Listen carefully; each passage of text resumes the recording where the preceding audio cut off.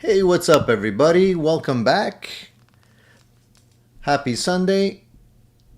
Is everybody ready for another edition of Addicted to Gear, the Sunday live show? I hope you are. How's everybody today? Nice to see you guys. Hey, I was hoping that you guys would show up. I wasn't sure. Being Mother's Day and all, I wasn't sure what you guys would be up to. It looks like you guys are not spoiling your moms for whatever reason. I hope everybody's doing okay. I hope everybody's having a great Sunday, a great Mother's Day.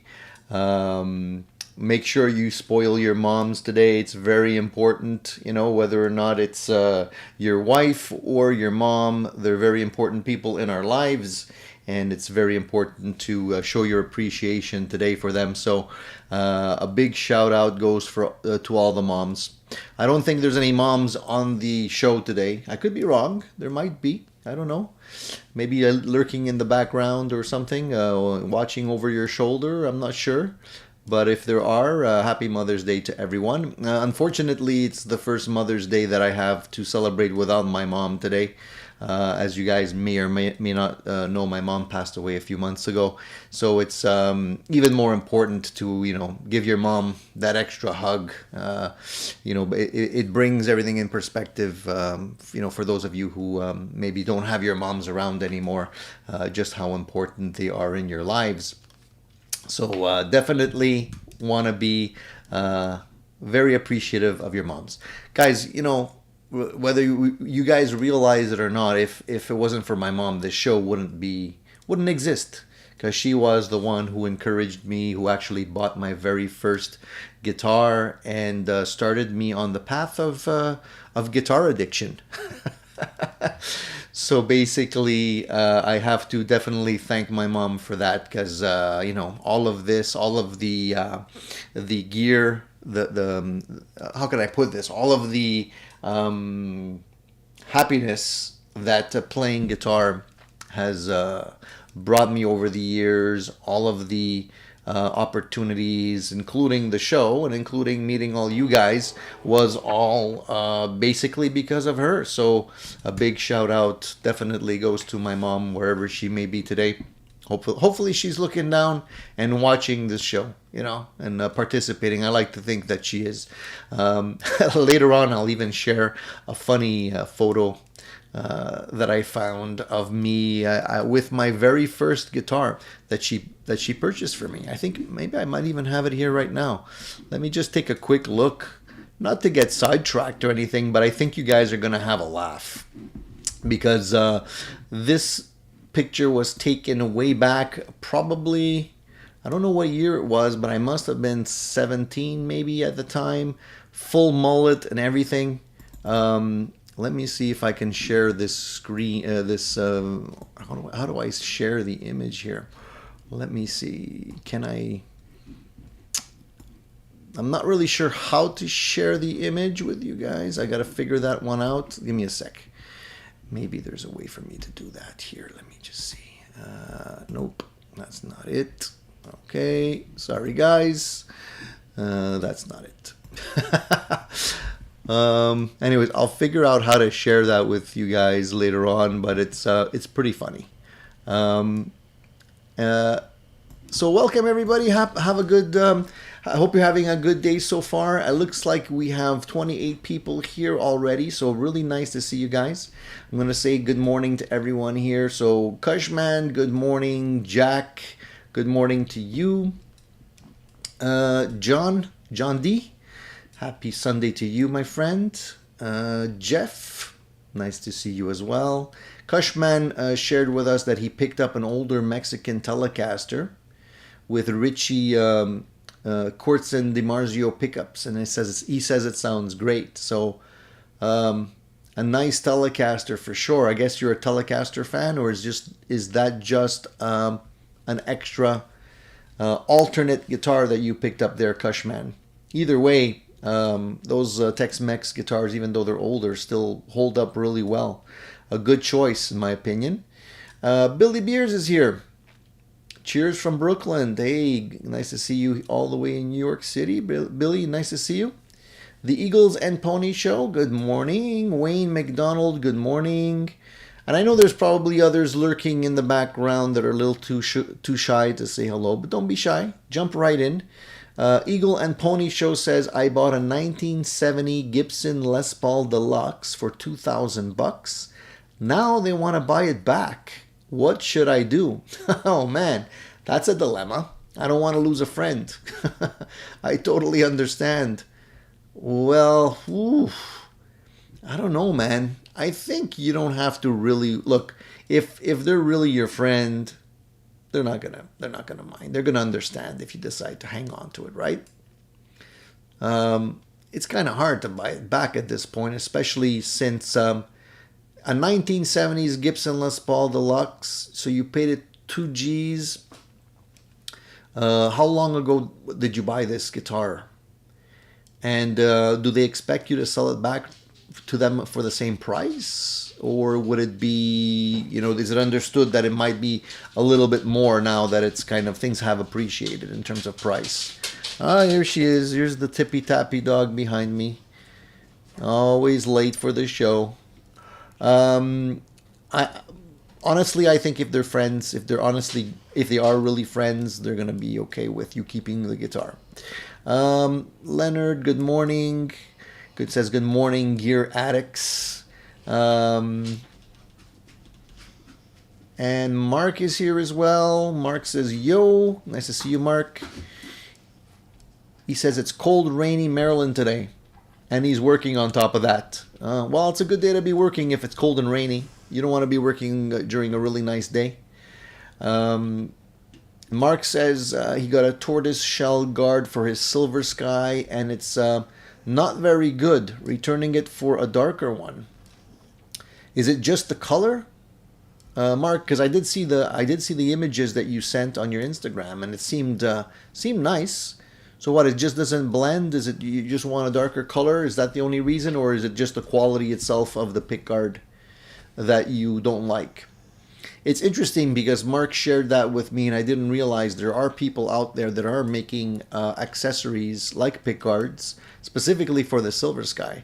And that's good to know because honestly, if you're trying to upgrade anything on a Silver Sky, it's very expensive. The PRS stuff is extremely expensive. So you might, I don't know how much Mark paid for his, but definitely probably less than what he would have paid if he got it directly from PRS, in my opinion. But thanks for sharing that, and check out the pictures on his Instagram if you are interested in checking that out for yourself.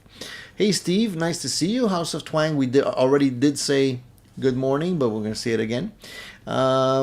Christian, nice to see you all the way from Germany. I hope you're doing well, my friend. Hope things are going well for you. Eddie Jr., nice to see you as well. Leonard says, Tony, check out the video. This might be my favorite pedal of 2022 so far. Dreadbox Disorder Fuzz, made by Analog Synth Company with a stellar rep. Fuzz meets Moog synth pedal. Killer. Interesting combination with Moog and Fuzz. Though, Fuzz has kind of been off my radar for a while, and it kind of came back on my radar when I started listening to Rival Sons. I don't know if you guys know that band or not, but Rival Sons definitely are pretty fuzz heavy in terms of their sound, and it kind of got me back into it. So I might have to check that out, Paul. Thank you for sharing that. I will check it out. Ed's in Colorado. Hey, nice place. My wife always wants to go to, she always reminds me that she wants to go to Colorado. That's on her bucket list. So I'm going to have to maybe make my way down there at some point. Nice to hear that you spoiled your wife and your mom, Mark. That's the right thing to do, buddy. Definitely make them feel special, because they are. Fat Philosopher's here as well. Good evening. The company I ordered in my new Telecaster canceled my order with no explanation. Must not like sending to Japan. Man, Fat Philosopher, you've been having extremely bad luck with your orders lately. Ever since what happened with Andertons, the purple thing. the Purple Telecaster, you've been getting a lot of cancellations, man. I hope it's not just bad luck. If it's a trend in terms of what's happening, I get it. But I mean, there might be other reasons why people are canceling. Shipping to Japan, possibly, but wouldn't they have told you that ahead of time? I don't know. Cushman says, watching my favorite show. Thanks, Cushman. I hope it's mine. I hope you're not watching something else in the background. All right, let me go. Let me just scroll down, guys, because I'm gonna be falling behind if I try and go all the way from the top. So let me scroll down to the bottom. We have octopus ears. We have. I think I got COVID. Not going to be able to celebrate Mama's Day. Oh man, damn. You know this friggin' COVID situation is not like, it seems to never be ending. A lot of people have gotten it recently. A lot of people that I know, including my daughter and her boyfriend, got it recently, and it really sucks, man. I'm so done with this COVID stuff, man. Just seems to never be going away. The good thing, octopus ears, is it's probably going to be quite mild. Just take it easy for a couple of days, and you should be fine. Consider it an inoculation, a free inoculation. It really is. I'm sorry to hear that, man. Hey, Leo. Nice to see you, buddy. Ed says, ordered a custom build from Texas Toast Guitars over the weekend. Gonna be a while till I get it in my hands. The waiting is the hardest part. Yeah, man, it should be a really nice guitar. I watch that channel from time to time. I like the stuff that they create over there. So it's interesting that you ordered something. Give me some details on what it is. What's the spec on it? Give me model, spec, color, type of guitar, whatever you want to share with us. But let us know. Don't keep us in suspense like that. Lion King says, and he's answering Eddie, says, I'm working part-time, saved up quite a bit in the hopes of LPC2. Problem is, I'm afraid of spending it all on a guitar. Don't be afraid. Don't be afraid, Lion King. So Mark says he wants it a little bit more dark. The pickguard needs to be more dark. Yeah, I know. It is a little bit deceiving when you order stuff like pickguards that you have to make a decision based on color, because often the colors that you see on the internet are really hard to match in real life. So you end up getting something that is lighter or darker. But if you couldn't return it with a full refund, hopefully that'll resolve the issue. It's just a little bit more time, but you'll get it exactly like you want it. And it's important to have a guitar look the way you want it. So the Eagle and Pony Show says he told him 2,400. I got it a week ago. Oh man, it's even rougher when it's so recent. You know what I mean? Because now it's only a week. Plus you're gonna up the price $400, and that's a tough call, man. Why do they change their mind? Like, what happened? You know, you sold it. It's yours now. You know, so if you want to keep it, I think you have every right of keeping the guitar if you want to. On the other hand, what I would say to them is this. I would say, look, I bought the guitar. It is mine now. I know you really like it. Tell them this. Say, if ever I consider selling it, I'll give you a call first. That way, it doesn't shut the door completely. It leaves it open, and you know they know that it's in good hands. And yeah, if ever you decide you want to, you know, you're fed up of the guitar, you want something different, you offer it back to them. You know, I think that's a fair compromise. What do you guys think? I think it's fair. Eddie Jr. says, I was 16. My mom loaned me her credit card, and I bought an 82 Les Paul Custom. It was a factory second, $800. I worked and paid her back in a year. That's a nice first guitar, man. Eddie, you're lucky. Not every one of us has the ability to go straight to a Les Paul as our very first guitar. So your mom had a lot of faith in you for sure. That's really good. My first guitar was an Ibanez, you know, and I'll tell you the story on that. Bruce says, my parents long gone, but today would have been their 74th anniversary. Oh, man. I get choked up hearing stuff like that, you know. But Bruce, you know, as I say, wherever they are, you know, your parents are definitely in your heart, part of you. So they're always around, you know. Mike says, I picked up an American Pro Telecaster yesterday in Toronto. Mint condition, only 6.5 pounds. Nice. That's a nice light guitar for a Telecaster. That's really nice. An American Pro. Was that new? Like that? Well, you say mint condition, so I'm assuming it was used. And just, I don't know if you want to share this with us, Mike, but how much roughly did you pay? You don't have to give us the exact amount to the cent, but just wondering what you paid used for an American Pro, just so I get a better understanding of where the prices are going, because it is sort of up and down. Paul says his parents didn't want him to have a guitar. They thought I would not stick with it. Maybe they were more afraid I would. You know what? Beyond the fact that our parents helped us sort of get on the road to enjoying music, at least my parents did, or my mom did, they put up with so much. I mean, I was constantly playing guitar loudly and probably pretty badly, and they never once, you know, complained about it, even though sometimes my neighbors complained about it. So, you know, really, they were awesome about it, and I have to, like, again, thank my lucky stars that my mom did that for me. Vox Guitars Rock says, my mom passed away back when I was 23. I still have her guitar, a famous Dreadnought. I'm playing it today in her honor. Oh, man, that's really nice. You guys, man, you're choking me up with all this stuff.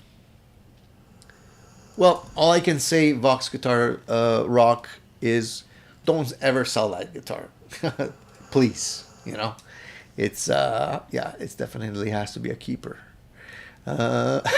New York Defect says, my mom hated my guitar playing. One time she threw my guitar across a room 3 hours before a kind of important gig, but I forgave her. We all have issues. Oh boy. All right. Well, I'm sorry to hear that.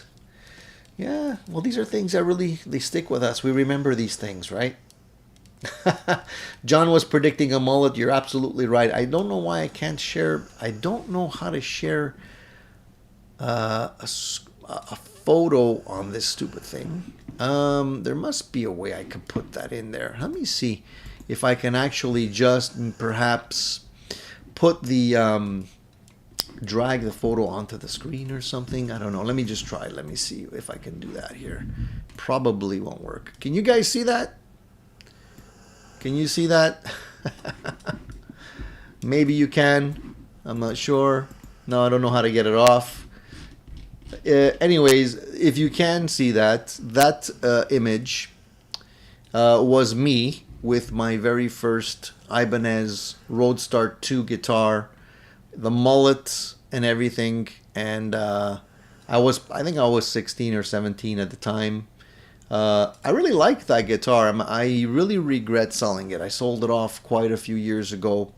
It was all black, rosewood board, black hardware, black frets. It didn't have a Floyd because Floyds were kind of new at the time, but it did have, you know, a really, at the time it was a pretty intricate floating bridge.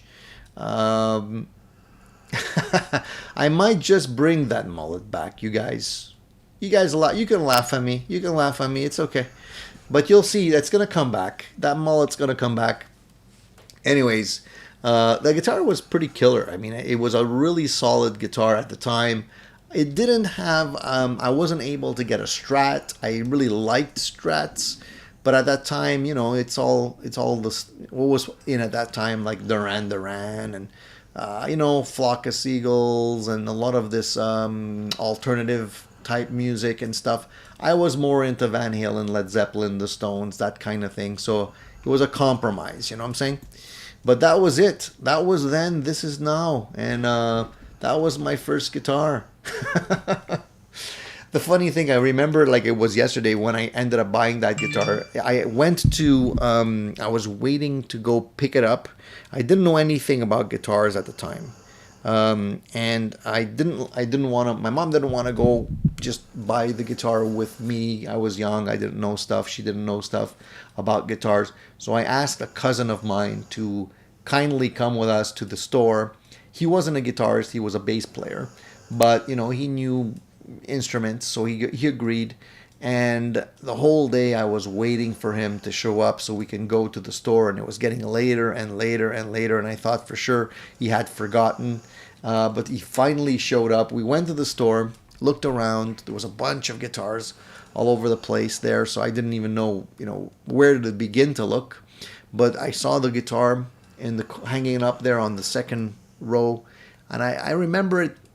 I'm pretty certain the guitar costed about 100, between 150, 107, 250, 270 bucks around there at the time, which was quite a bit of money.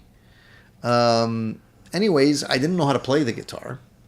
And I remember the fellow who took the guitar down to show it to me after I wanted to see that one. He took it down. He started playing stuff. He was he looked like a skinnier, smaller version of Tony Iommi. He had the mustache, the handlebar mustache and everything. And he had some pretty nice chops, and he was playing the thing. And it sounded great to me. And obviously, he knew how to play. And so we decided we were going to get that guitar. And then I had to also get an amplifier, which I hadn't really thought about. And I ended up getting the cheapest amplifier they had. I think it was like barely $100.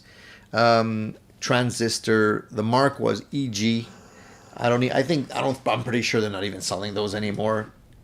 Anyways, I ended up buying it, and it was a pretty bad, amp. I couldn't get any distortion sounds out of it, or any good distortion sounds out of it. But I kept it for quite a while until I finally ended up upgrading to something else. But yeah, that was my first, my very first guitar. Brings back a lot of memories. Yeah, Gorilla amplifiers. I remember those, BC Rich. The crate amplifiers, the Gorilla amplifiers. So yeah, it's funny that I went with an Ibanez, but that's what ended up happening. Jeff says, awesome hair, Tony. If I grew mine out now, it would just hang down the back like a shower curtain. Oh, yeah. Fat Philosopher says, my first guitar was a Japanese Squier Strat. Second was a Yellow Kramer. That Japanese Squier Strat was probably pretty good, the Fat Philosopher. I know that they had a pretty good reputation. Anything that was made in Japan and back in those days was actually pretty good. So Mark says he had a custom amp, and Vox Guitar says my first amp was my parents' home console stereo. Had a microphone input on the top. I actually did that too. Vox Guitars rock. It didn't have a mic input. I think it must have had a mic input. I had an old JVC stereo system, and yeah, I actually plugged it in to that at one point. I'm happy I didn't blow the speakers or anything, but I ended up playing my guitar through it. Sounded interesting. I wouldn't say it sounded good, but it definitely sounded interesting. Eddie Jr. says my first amp was a PV Decade. I don't even know that model. PV Decade. Interesting. And Presley, California Custom says his first amp was a Gorilla. I remember those Gorilla amps. I think I tried one back in the day. And if I'm not mistaken, did they not have Celestian speakers in them? Correct me if I'm wrong, but I remember them having Celestian speakers in them. And I don't remember them sounding all that bad. BC Rich says Frank Gamble style mullet 1987. Yeah, it's around there. That's it. Cool Tune says his first amp was a PV Backstage. Yeah, man. Gambali. I make that mistake all the time. Gamble, gambale, you know. And Mark also had a Fender Champ. That's not too bad in terms of a beginner amp. That's a pretty good amp. I mean, nowadays the Fender Champs have gone up in price quite a bit. Alan says my only Ibanez is a 1980 ST55. The ST series are equipped and shaped like the musician series. I'm not that familiar with that one. There was another Ibanez guitar that was out at the same time during that year. It was a little bit more, I would say, higher end, more expensive. It had it had a clear top, and it had 3 individual pickups, but no pick guard. And it had, if I remember correctly, it had the binding around it as well. I don't remember the actual model number, but it was part of the Roadstar series. I just don't remember the actual model on that one, but it was a really nice guitar. But it was a little out of my price range. I'm actually surprised that my mom actually splurged on the amp that day, because I think she wasn't even expecting to have to spend that kind of money on the amplifier. But they never once said a word. They never once complained about it. Even my dad, who was kind of a little bit more focused on saving money, let's say he was more frugal, I never once heard him complain about it. So, you know, these are the things that stick with you. Eddie says, I used to play my Rickman through my parents' stereo. Sounded just like Boston. I remember it sounding a little bit more like Gilmore, because it was extremely clean and compressed. Alan says his first amp, PV, a PV Renown. First guitar was a Kramer with a Floyd Rose. Nice. How many of you actually still have your very first guitar? I'm curious. If you have it, give me a thumbs up. I'm just curious, because I do regret selling that guitar. I should never have sold it. I don't know. Just for sentimental value, you know. Fred Level Midnight. Hey, dude, how's it going? My first amp was called a Crate, says Jack. I remember those. And BC Rich, think that the decade was a little single 10 combo in the 80s.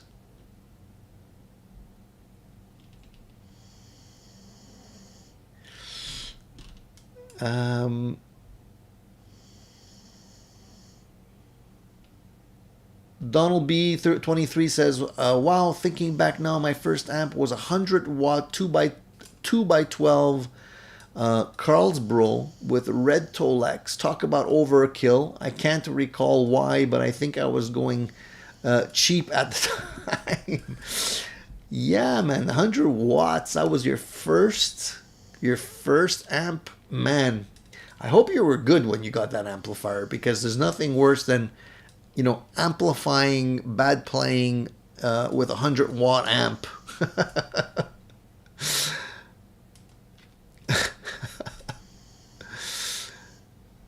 Bruce says his first guitar was a K Archtop acoustic, which my parents bought for me in 1963 when I was 11.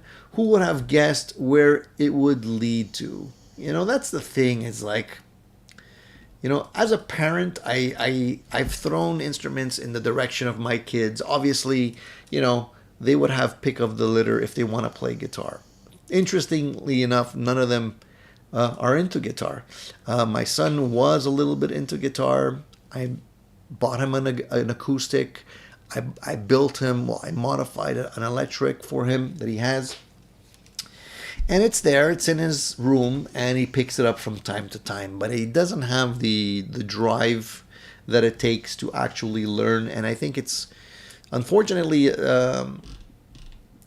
part of the times today, the kids are so distracted with so many different things, it's hard for them to focus on one thing. And even harder than that is for them to be able to be dedicated to suck at playing guitar for a long time until they actually become better at it. And unfortunately, that you know, there's not that many people that get the bug so strongly that they're willing to put aside other things, all the other distractions, to focus on one thing. It's an unfortunate sign of the times, but I think being distracted is just something that we're accepting now as part of being normal, and being distracted in terms of, you know, constantly trying to do more than one thing at once, you know, unfortunately. Alan says his first amp was a Magnatone M10, long gone. The Magnatones are awesome amplifiers and extremely expensive right now. So, wow, that's all I can say. I remember the Carvin amps too. Carvin, yeah, Carvins were competing with, I guess, Marshall at the time. Well, I guess everybody was kind of competing with Marshall, but I remember Carvin had a few pretty unique players that were being sponsored, including Steve Vai. I know that Steve was playing Carvins for a long time. And Cool Tune says my first guitar was a Samick for about 1 month, and traded friend for a 12 string, and I sold that 1 month later. Then stuck with inlay acoustic for many years. You know what? If I think back, okay, my first guitar was the Ibanez, and I clearly remember that. But what was my second guitar? I don't think I can remember. Hold on a second. Let me just defrag the hard drive and take a sip of water. What was my second guitar? Holy mackerel, I can't remember my second guitar. It must have been pretty uneventful, since I can't remember what it was. It most probably was a Strat style guitar.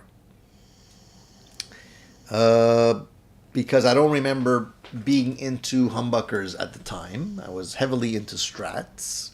I definitely wasn't a Telecaster, because I only got into Telecasters way later. I gotta think about that. It probably was a Strat. I gotta think about that one, man. You see how the first one is definitely easy to remember, the second one not so much. At least not for me. All right. My first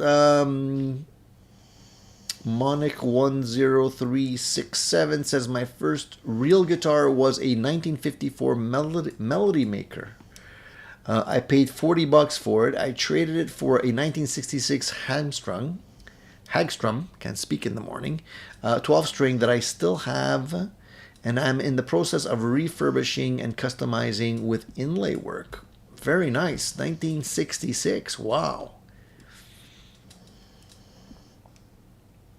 Pretty nice, man. It's nice to be able to hang on to guitars for such a long time.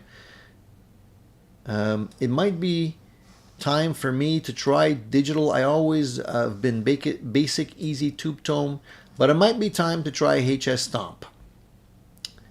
You know, Presley, I switch. I constantly ping pong back and forth, and I usually, you know, I try something, go back to pedals and amps. Try something, go back to pedals and amps. There definitely will always be a place for real pedals and real amps. But as time goes on, I realize that for my requirements, the digital stuff is getting much, much better and allows me so much more flexibility and allows me to sort of lighten up the stuff that I need to carry. I've been playing the MG30 from Nuex for the last few gigs. Well, not gigs, rehearsals. Through a powered speaker, and it does the job. And to be honest with you, I've been getting a lot of compliments on the sound, especially when I take the time to dial it in properly. It really is nice to have all those effects at your disposal. And I actually put myself on the waiting list for a Fractal, the floor unit, that is very seriously out of stock right now. Hopefully, they'll contact me at some point, and I'm thinking of pulling the trigger on that and just going full fractal, because I've been dealing with a lot of these sort of more budget units, which are good. I'm not going to say they're not. Some of them better than others, but I think it's time to go full fractal and see how that works out. Fat Philosopher says, what is your go-to tuning, Tony? Typically, Fat Philosopher, I usually don't bother with any fancy type tunings. I usually just tune to E, standard E, but I do prefer the sound of E flat.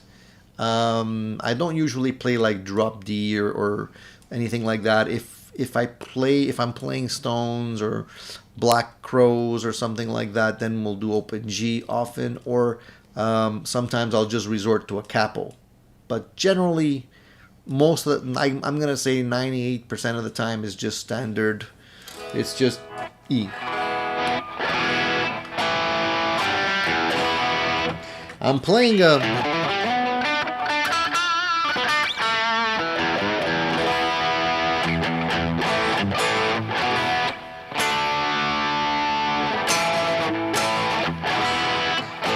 actually a little out of tune. I'm actually playing this guitar right now through the MG30. That was a Plexi Crunch type patch.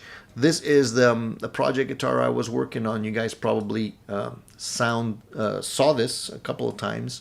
I actually put it together, and it's not finished. It's still got a lot of setup work to do. But you got to put them together to be able to see where it needs the work and the love, right? So right now, I tried a different type of wiring on this guitar, where normally you have tone. I kind of disabled this tone and just used this as a master tone for everything, because I rarely use the last tone, to be honest. So it's kind of like, it's going to be this one is this one, and this one is that one. On a Strat, I figured, you know what, let's just make the middle one control the tone for the whole guitar. I'm not sure I like it that way, but that's what it is right now. I might eventually change it. The pots that I used on this guitar are very, very easy to turn. Maybe a little too easy, because I normally, I kind of lean my fingers over sometimes when I'm strumming, and it's very easy to turn them by accident. So for now, I'm going to keep these pots in there, but eventually I might put a pot that's that provides a little bit more resistance. Usually people like the pots that are easy to turn like that, but in this case, it could cause some issues. Other than that, I feel that the neck may need a slight shim. The reason I say that is because when you have everything set up and you have the bridge in position, I usually go by the thicker E string, the bottom, or the bass E string. If the saddle on that string is all the way down and it's still too high, that usually tells me a little shim is required, because I don't like the string to be too high off the fretboard. And in this case, I'm going to say it is probably about 3 millimeters too high. So a little shim on the bottom of the neck pocket here, just a little paper thin credit card or something, we'll just tilt it enough that the action will be a little bit lower, and that will also allow me to dial the adjustment screws on the bridge lower down, because I don't like bridge screws sticking out and rubbing against the palm of my hand and scratching it all up. And I already ground them down so that they're shorter, but I usually like to take some sandpaper and just round off the top edges of those screws so that they're smooth and they don't have any sharp burls sticking out of them that scratch my palm. I'm very, very picky about that. I did put in the the string T that I was missing there. I mentioned that last week, so that's in. So the last string doesn't pop out now.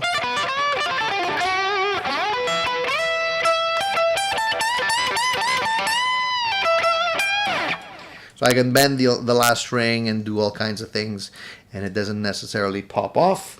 The back of the guitar still doesn't have a, I still didn't install the back plate on it. You can see the size of the back, the bridge block. It's pretty massive. Although I find that the bridge block is a little bit too high, which I might need to just grind it down a little bit, file it down a little bit, just so that it sits a little bit lower in the cavity, just so that I find the strings will be a little bit more balanced that way. Went with three springs on this, which I think is good.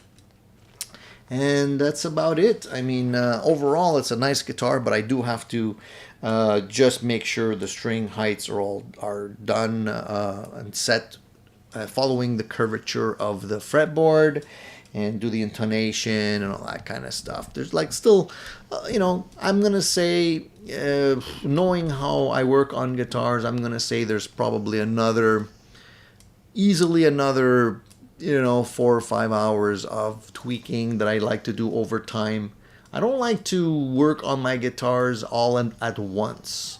I like to play them, adjust, play them, adjust, play them, adjust until they feel just right, till there's nothing left that I feel needs adjusting. So that's coming up. It's going to give me a nice project to work on the side. But I think it came out pretty nice. I really like the 3-tone sunburst body. It plays really nicely.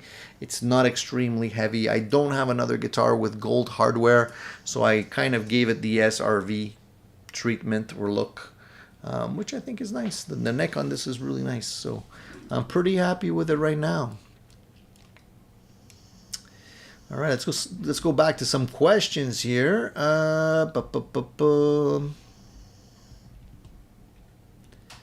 Vox Guitar says going full fractal sounds painful. Well, it is painful for the wallet, I'll tell you that much. I'm having a fractal removed next week, says Presley. That's funny. Presley also says, go one volume, one tone, leaving that pesky first position empty. Yeah, unfortunately, I left the first position active and the second position empty. So, but whatever. It's just because it's closer. It's easier for me to do this with the pinky finger. This one's a little bit too far for me. John says, I like rosewood necks better. Me too. I like rosewood necks way better than a standard maple necks. And this one is nice and dark, as you can see. So I like them like that. This guitar doesn't have a bone nut. It's got a Graphtec nut. But it does the job. And I'm not intending to swap that out just now. I'll just leave it as is. Let's see. Oh, a reminder, guys. A reminder. I did mention at the last show that we did have the guitar giveaway. The guitar kit giveaway, correction. I just wanted to remind you guys not to forget that you still have time to enter that contest. So if you guys are new here, and sometimes, some guys are new. I know a lot of you are here regularly, but some guys pop in from time to time. The last show, last Sunday, I mentioned that there was going to be a guitar giveaway from Guitar Kit World. I did another video announcing all the rules, what you can do to enter, etc., etc.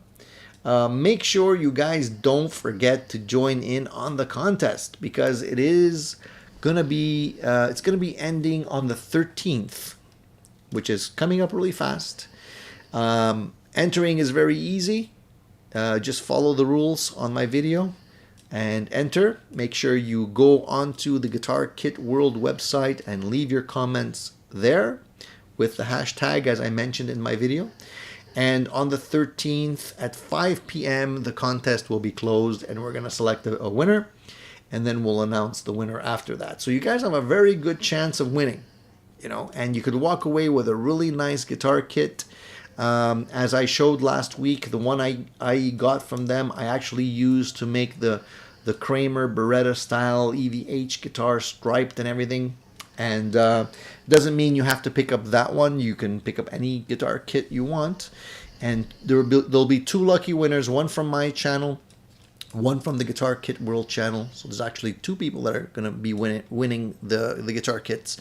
And I think the total value of that is going to be, I think it's $500 US.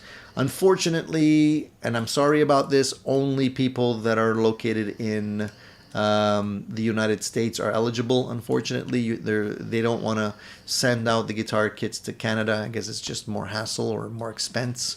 So if you're from Canada or elsewhere, unfortunately this contest is not for you. But that being said, I will be running another contest for a pedal giveaway, and that'll be open worldwide. And that's going to be coming up after. I didn't want to run two contests simultaneously because then people get confused. But I will be announcing a contest for a really cool pedal giveaway soon, and I promise it will be open to everybody. All right. So just a reminder on that.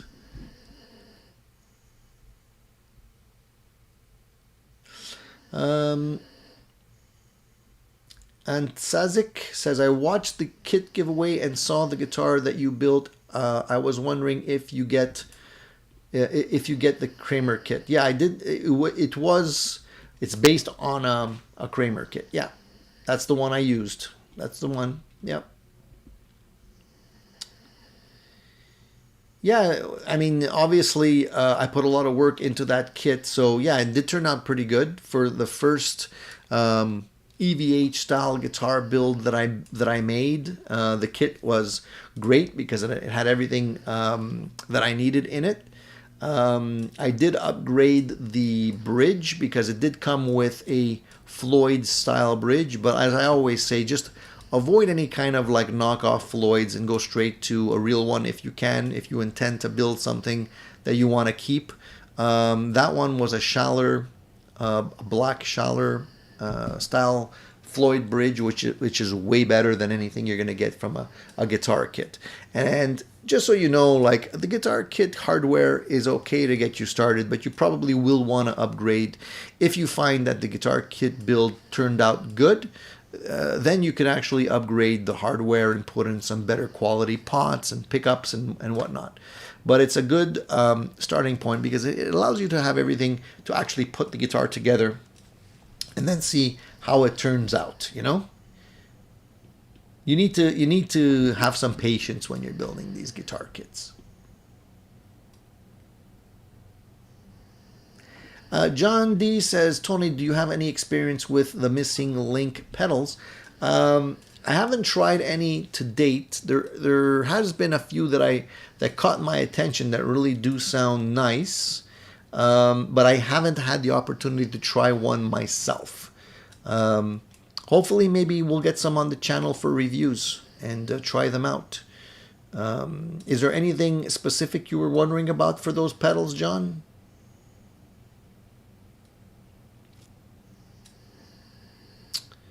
Octopus here says, so how are they marketing the American Strat now that it's no longer considered American? Good point. I don't know. But those marketing guys over at Fender, they're going to find a way. Don't worry about it. They're probably having a meeting right now for figuring out a way for them to put a marketing spin on it so they can charge us more. Yeah, Steve, Guitar Kit World does have some really nice kits. I was contemplating grabbing a junior kit from them, building like a junior style guitar with P90s, because it's an easy guitar to build. A junior, there's not much to it. It's almost like, building a Telecaster, really. It's not that complicated. So that would be a good starting point, Yeah, John, I did see the Eliminator pedal. I like that. I mean, I like the Billy Gibbons sound. That pedal has got me interested. Um, Eventually, I might actually try one. Um, it's kind of almost a blend between, if I'm not mistaken, between a fuzz and a drive pedal to get that sound. Does sound awesome. Yeah, I saw some video clips on that too.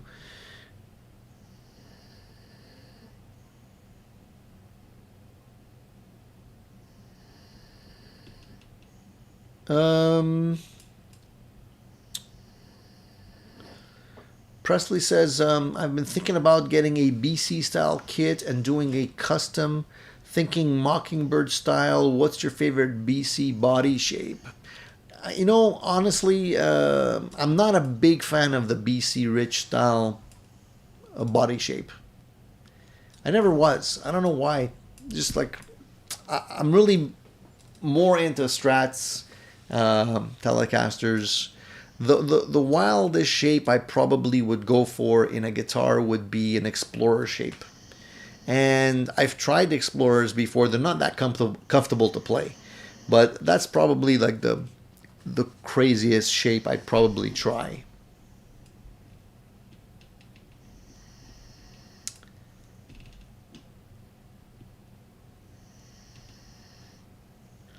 Eddie says his favorite BC Rich is the Gunslinger.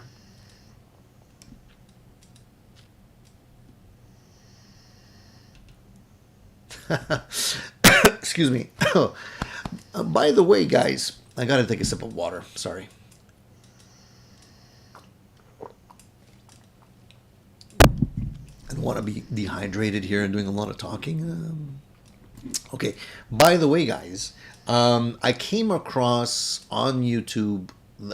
Somebody posted a link to the entire recording of the video Stevie Ray Vaughan and Albert King did way back in 1983 on a show. Actually, it was a Canadian show. Excuse me, called In Session. I actually have the DVD of that, which is kind of a bootleg DVD. And it's actually available on YouTube. So if you search Stevie Ray Vaughan and Albert King In Session, you should be able to find it.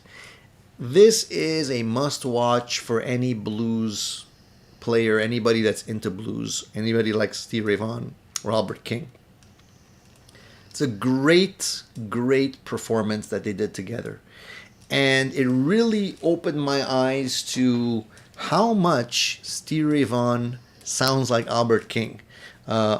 A lot of his playing style and techniques and the way he bends the note and the way he phrases things is practically 100% Albert King. And if you watch this video, it's basically watching like a player in a mirror basically, and they play Pride and Joy, Ask Me No Questions, Blues at Sunrise, Texas Flood, Stormy Monday Blues, Matchbox Blues, Don't Lie to Me, Change It, Mary Had a Little Lamb, and Love Struck Baby. The entire thing is about 60 minutes. But honestly, you gotta watch this. I mean, it really it blew me away. And just to see the respect that Stevie Ray Vaughan has for Albert King, just like, wow. He seemed like a little kid standing next to his idol. And it just basically, you gotta watch it. Just do yourself a favor and watch it. It's really something else. Jack says, Tony, I just watched that video this morning about six this morning. And what did you think, Jack? Was that the first time you saw the video? Like I'd seen it before. I've been aware of this video being out there for years, probably 20 years. But I have the actual DVD, and I'm happy that they actually released that on YouTube so other people can appreciate it. It's just amazing.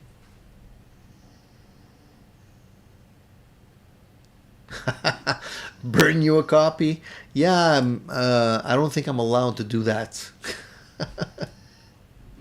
I don't want the FBI knocking at my door. And you don't need it, man. You have it streaming now. You just go onto YouTube and you'll be able to find it. But do watch it, man. It's pretty amazing. It really is. Um, let's see. What else can I talk about today? Oh yeah, there's a couple of other things. With all this Johnny Depp stuff going on, I know it's not directly related to guitar, but I know that Johnny does play guitar. And I actually came across videos of him playing shows. I think it was in Italy at some point where he was playing with the LA Vampires, I think they're called.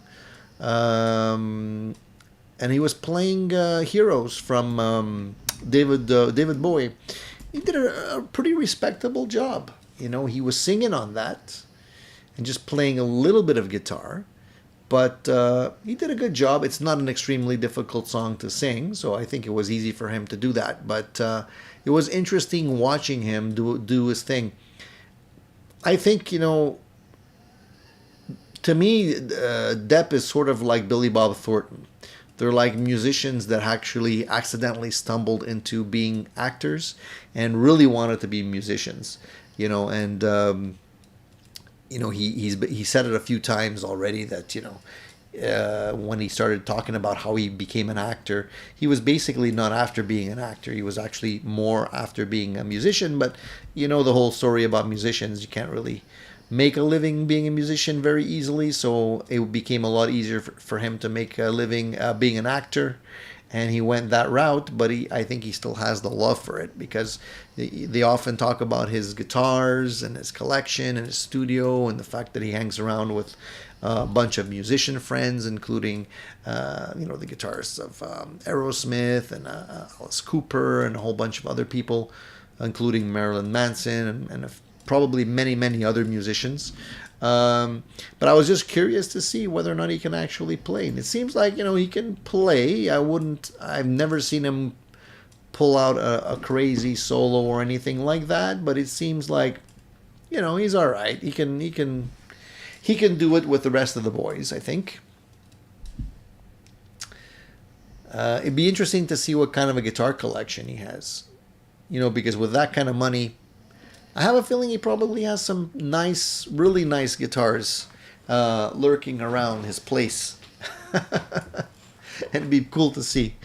Um, Paul says Albert King was my number one hero in the 60s. Saw him live. Beyond killer. First time I heard Stevie Ray Vaughan, I laughed. Loved it, but wasn't fooled. Excuse me. I unfortunately never had the opportunity to see Albert King. I did see Stevie Ray Vaughan, however, and I'm pretty happy to have seen him before he passed away. That concert is still like burned in my mind, and I could almost smell the popcorn. It was outdoors and at an amusement park that we have here. It was outside, summer evening, beautiful backdrop. Over the backdrop was water, and one of our bridges that we have all lit up nicely, and he just killed it that night. And unfortunately, I never came across any footage from that video except for a very, very small clip that's just a few seconds long and not very well recorded. Because back in the day, we didn't have fancy recording equipment, and you weren't basically carrying a recording studio in your pocket via a mobile phone like we are today. So, today clips are online, seconds after they play the song. Whereas in those days, it was a little bit harder.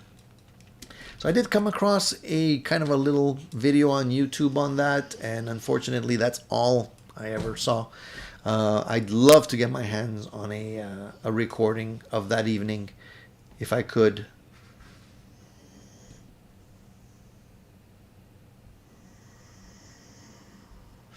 Eddie says, I read he was best friends with Keith Richards' son, and that's how he modeled that pirate character after Keith. Yeah, it could very well be. I mean, these rich people all hang around together and stuff. I know he's, a big fan of Keith Richards and stuff, so I think in one of the interviews he says he calls him dad.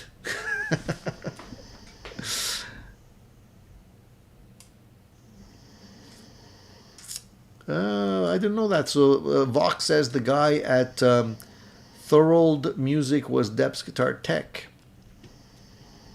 And Hotcakes Man says he's a better player than me. Monarch 01367 says Stevie used to watch Albert play as a kid. He'd sweep the floors afterwards. Speaking of incredible guitarists, have any of you heard of Alexander Zernier? Check out Memoirs of a Geisha. Skills times 10. I think I did see him. I think there's a lot of people talking about him right now. Now I don't know if the song you're mentioning here is the one I saw, but yeah, he does definitely have crazy technique and chops, this guy. There's a lot of great players out there, guys, that are just like bedroom players that pop out of nowhere and are really amazingly talented.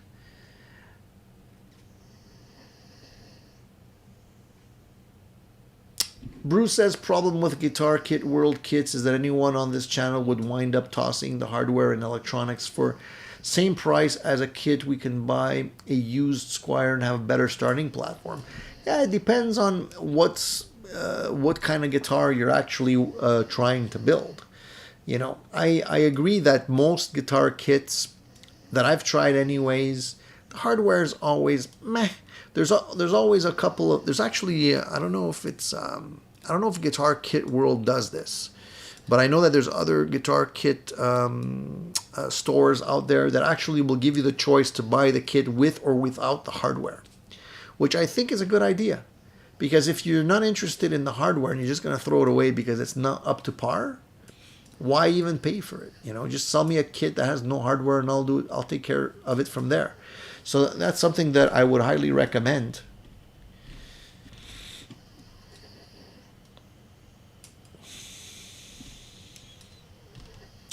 Alexandra is a woman. Oh, okay, so we're not talking about the same person. Sorry. Big mistake. No, the person I was talking about was definitely not a woman.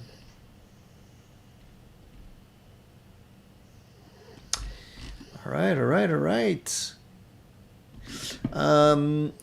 One other thing, obviously, I want to remind you guys, if you're new to the channel here, please subscribe. Excuse me. Oh, I didn't mean to cough in your ear like that. Please subscribe to the channel because, you know, there's going to be regular Sunday shows as well as new videos coming out. I actually just finalized a cool video on the guitar nut buster. You guys may have already seen this. I actually showed you this little device a couple of times before. I actually finalized the video and I'll be posting that probably tomorrow. If you're interested in figuring out a cool way of kind of stabilizing guitar tuning, if you have any guitars that you feel don't stay in tune quite well, the guitar nut buster is designed to help you do that. So definitely want to subscribe. Also, if you consider supporting the channel, you can do that in various ways. Share the word, definitely leave thumbs up on the videos. You can buy swag. You can do super chats, whatever you wish. That always goes a long way in helping the channel. Before I forget, there's a couple of things I've also been meaning to talk about. And I picked up a bunch of pedals that I'm going to be reviewing on the channel. These are all mini pedals. I don't know if you guys have heard of these before, but you probably have. They're from Flamma. So I bought the Flamma Reverb pedal. I bought the Flamma Overdrive pedal. I bought the Flamma Distortion pedal. As well as, let's see here, I got the Noise Gate. I got the drum loop pedal. I got the delay pedal and the the envelope filter, and the modulation pedal. So basically, the whole kit and caboodle when it comes to the Flamma mini pedals. I'm curious to see how they're going to do. I like the fact that they're mini because I wanted to perhaps build myself a little mini board instead of having a full-blown board that becomes very awkward to carry and heavy. And I wanted to see how these pedals perform. So I'm going to be doing reviews on all of these pedals shortly for you guys. I haven't done a pedal review in a while, so I'll be definitely putting those out there. I'm also going to be putting out the review on the Edwards Gold Top that I got recently, because I didn't do a full review on that one as well, and a couple of other surprises for you guys. So definitely want to stay tuned. If you're not gonna, be into tuning in for the Sunday shows, then at least tune in for the regular videos that I put out there. And of course, I do have a bunch of pedals here that I have to review also for you guys. And I did speak about these last time. So let me see if I could. These are the K-line pedals, and these are the opposite of the little pedals. These are the ones that are actually all big double-sized pedals like this one. This is the overdrive that they have. So I have a bunch of these, probably about 4 of them to review as well. And I'll probably give away one of these pedals. I don't know which one yet. We'll see. Either maybe one of the K-line ones, as well as one of the Flamma ones. But we'll see. But I just wanted to tell you, if you're into pedals and you're into stuff that is not that expensive, these pedals are pretty affordable. And sometimes you're actually surprised by how good they can be. I'm not saying that they're all good, but we're going to find out which ones are better than the others. That's what this channel is all about. The Flamma pedals don't take batteries. I'm pretty sure they don't take batteries. I think they're pretty much only... Let me just open one up here. I'm pretty sure it's only power supply. I don't want to be called a liar. Let me open one up and I'll tell you. Yeah, I'm pretty sure it's only power supply. Because there are screws in the back. There are some screws, but there's nothing easy to remove. I'm pretty sure these are strictly only power supply.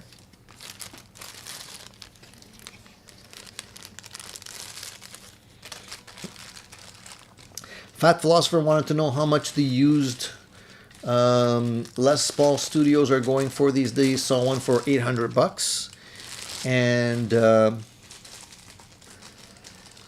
I would say a Les Paul Studio $800. I don't know if I'd be interested in that, to be honest. I've tried the Les Paul Studios and they really didn't impress me.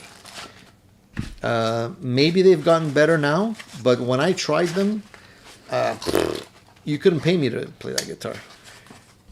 So I think it all depends on what version and how well it was actually taken care of. But I wouldn't say if I had $800 to blow, I would probably buy something else.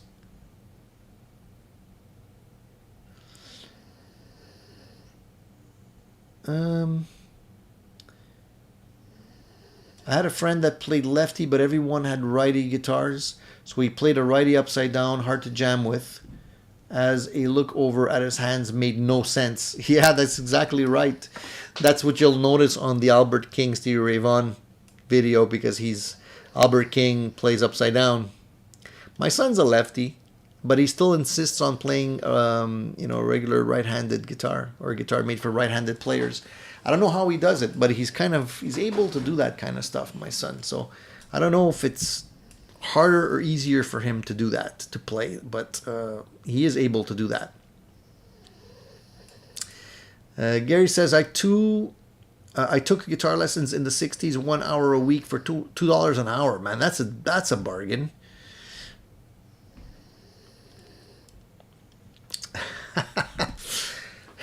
Vox Guitars Rock says, I need a pedal that has a I suck knob so I can turn it way down. Oh, dude. Yeah, Presley California Custom says 800 almost gets you a Presley Custom. Plecked, tweed hardshell case, made in California. It's a bargain.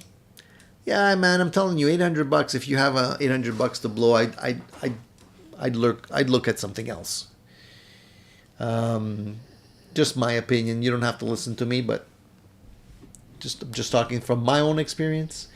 All right, guys, I think we're at the 1 hour mark, more or less. I think we're gonna wrap it up. I think we're gonna wrap it up for this Sunday because I know all you guys are busy with your parents, your mom, your dad, your loved ones, your wife, and you probably have other things that you have planned for this beautiful Sunday. So I think an hour is good. What do you guys think? Did we get our fill today? Are we okay with about an hour? Let's leave some for the next time because there's going to be another show next Sunday. If you guys are new and you have the gear addiction, then definitely tune in regularly on Sundays, 10 o'clock Eastern Standard Time. This is when we go live and this is when we talk about gear. So if you haven't been tuning in regularly, then please mark it on your calendar. Wake up early, grab a coffee, and just tune in and chill. It's a great way to start a Sunday morning. And there's always going to be some interesting things to talk about. So that's it, guys. Happy Sunday. Happy Mother's Day to all the moms out there. And unfortunately, if you're just tuning in late, the good news is you can always replay the video and you can catch all of the comments and everything that I usually list there. So you won't miss anything. But if you want to be part of the live action, you got to get up early. All right. So thank you for tuning in, everybody. Have a fantastic weekend. Keep rocking and playing those guitars. Make sure you let me know if you have anything interesting during the week. I'm always reachable on the comments, as well as you can just shoot me a private message or something like that and I'll respond to you. But that's it. Happy Sunday. Have a glorious day. Talk to you guys soon. Take care.